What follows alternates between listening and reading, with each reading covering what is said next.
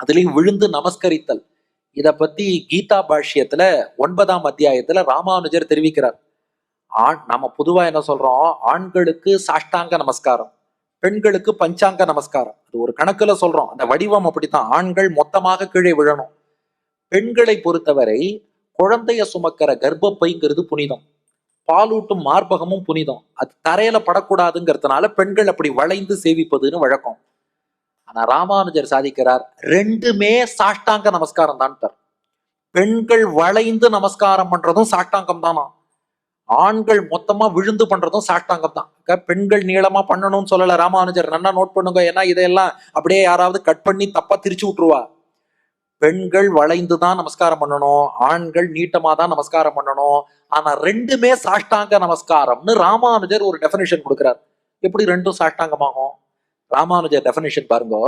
பக்தி பாராவனமித மனோ புத்தி அபிமான பதத்வய கரத்வய சிரோபிகி அஷ்டாங்கைகின்றார்.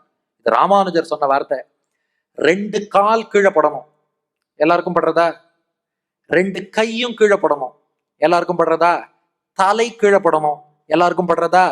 ரெண்டு கால், ரெண்டு கை, தலை 5 பஞ்சாங்கம், அப்புறம் 3 மனசு புத்தி அகங்காரம் கீழே படணும்னார்.